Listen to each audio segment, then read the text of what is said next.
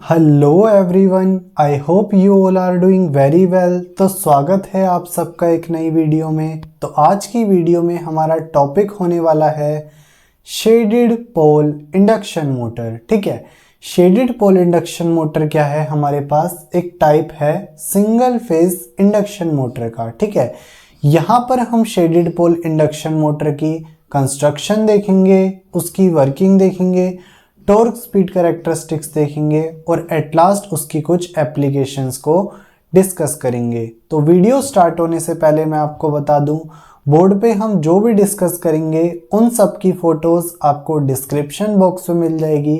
साथ ही आपकी complete revision के लिए हैंड रिटन नोट्स का लिंक भी आपको डिस्क्रिप्शन बॉक्स में अवेलेबल हो जाएगा, जिसमें हमने हर एक लाइन को बहुत अच्छे से एक्सप्लेन किया हुआ है।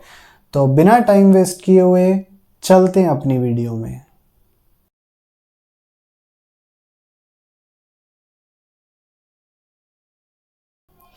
ओके, तो शेडेड पोल इंडक्शन मोटर क्या है? एक self starting single phase induction motor है जिसमें शेडेड रिंग प्रेजेंट होता है at the side portion of the stator poles. ठीक है, इसीलिए हम इसको शेडेड पोल इंडक्शन मोटर कहते हैं। ठीक है, अब हम बात करते हैं इसकी कंस्ट्रक्शन की। ठीक है, यहां पर हमारे पास क्या है? एक टू पोल स्टेटर है। ये पार्ट पूरा क्या है? स्टेटर पार्ट है। ठीक है, टू पोल्स हैं यहाँ पे हमारे पास। ठीक है, अब पोल्स के ऊपर क्या है? हमने मेन वाइंडिंग, जिसको हम प्राइमरी वाइंडिंग भी कहते हैं, उसको प्लेस कर रखा है। ठीक है, अब पोल्स के साइड पोर्शन में हमारे पास ये क्या है?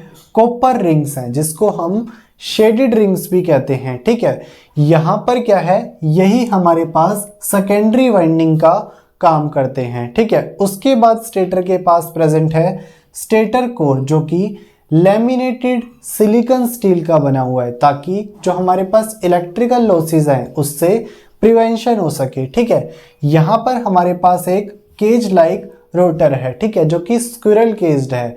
ये भी किससे बना हुआ है? लैमिनेटेड सिलिकॉन स्टील से। ठीक है, मेन वाइंडिंग को क्या है? हमने एक single phase AC supply provide कर रखा है, जो सिंगल अल्टरनेटिंग करंट को प्रोड्यूस करता है। ठीक है, ये हो गई हमारे पास कंस्ट्रक्शन। अब हम देखते हैं इसकी वर्किंग। ठीक है, अब जबकि हमें पता है कि हमने single phase AC supply provide करी है, तो मेन वाइंडिंग में क्या है? सिंगल अल्टरनेटिंग करंट फ्लो करेगा। ठीक है, उसकी वजह से क्या है? एक वेराइंग मैग्नेटिक फ्लक्स क्या है हमारे पास यहाँ पे मेन वाइंडिंग में प्रोड्यूस कर होगा। ठीक है, अब ये जो वेराइंग मैग्नेटिक फ्लक्स है, ठीक है, जो कि मेन वाइंडिंग में प्रोड्यूस हो रहा है, इसको हम मान लेते हैं मेन फ्लक्स। ठीक है, और इसको रिप्रेजेंट करेंगे हम फाई एम से। ठीक है, अब ये मेन फ्लक्स क्या है?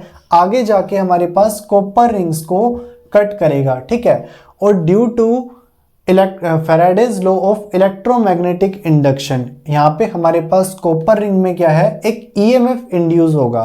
क्यों? क्योंकि Faraday's law of electromagnetic induction हमें कहता है कि जब भी कोई किसी कंडक्टर को हम प्लेस करते हैं वेराइंग मैग्नेटिक फील्ड या फिर फ्लक्स में, तो उसमें एक ईएमएफ इंड्यूस होता है।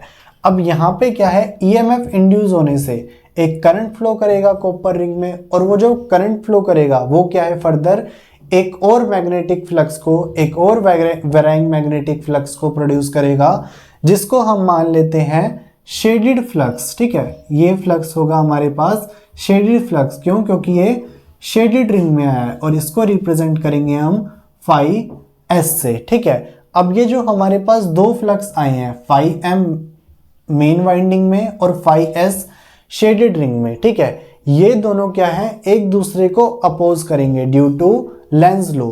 ठीक है, लेंज लॉ हमें क्या कहता है कि जब भी हमारे पास कोई ईएमएफ इंड्यूस होता है ड्यू टू इलेक्ट्रोमैग्नेटिक इंडक्शन, तो क्या है? एक करंट भी प्रोड्यूस होता है, जो कि हमने यहाँ पे देखा।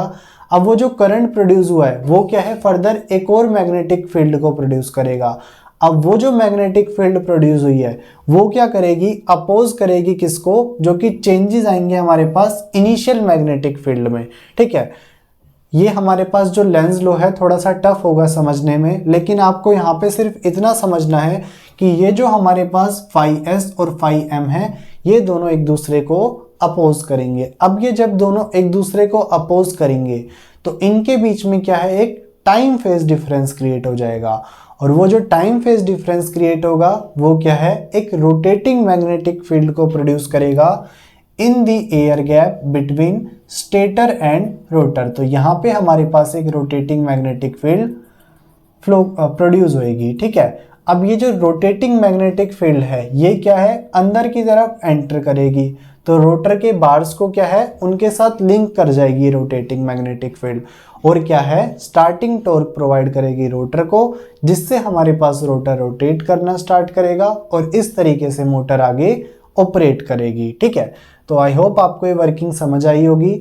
तो कंस्ट्रक्शन देख ली हमने, वर्किंग देख ली, अब हम देखते हैं इसका टॉर्क स्पीड कैरेक्टरिस्टिक्स। ठीक है, टॉर्क स्पीड कैरेक्टरिस्टिक्स में हम देख रहे हैं फुल लोड टॉर्क और स्पीड। ठीक है, अब फुल लोड टॉर्क क्या है यहाँ पे, यानी कि जब हम कंप्लीट लोड क्या है यहाँ पे सप्लाई कंप्लीट लगा के एक लोड से पास करवा देते हैं। ठीक है, तो full load torque versus speed का अगर हम ग्राफ देखें तो यहाँ पे हमें पता क्या लग रहा है, जो स्टार्टिंग टॉर्क होगा वो खाली 40 to 50% होगा फुल लोड टॉर्क का, जो कि हम यहाँ देख सकते हैं। अगर ये हमारे पास 100% है फुल लोड टॉर्क का, तो 40 to 50% पे हमारे पास स्टार्टिंग टॉर्क क्या है, वैल्यू को अचीव कर रहा है।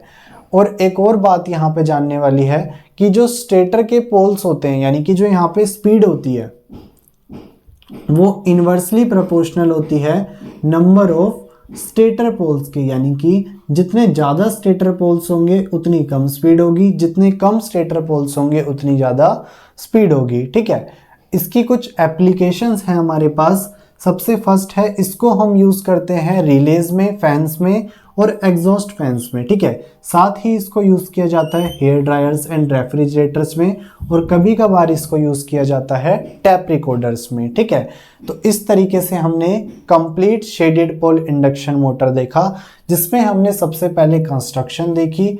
उसमें हमने क्या देखा, 2 पोल स्टेटर होता है, एक रोटर होता है, स्टेटर कोर होता है, सिंगल फेज एसी सप्लाई को प्रोवाइड करते हैं। साथ ही हमारे पास कॉपर रिंग, जिसको हम शेडेड रिंग कहते हैं, मेन फंक्शन प्ले करती है। यहाँ पे वर्किंग में हमने क्या देखा, यहाँ पे मेन वाइंडिंग में करंट फ्लो करेगा, जिसकी वजह से फ्लक्स प्रोड्यूस होगा। ये फ्लक्स यहाँ पे इसको काटेगा कॉपर रिंग को, उसकी वजह से क्या एक ईएमएफ इंड्यूस होगा, जिसकी वजह से करंट प्रोड्यूस होगा, और करंट प्रोड्यूस होने की वजह से एक और मैग्नेटिक फ्लक्स आएगा।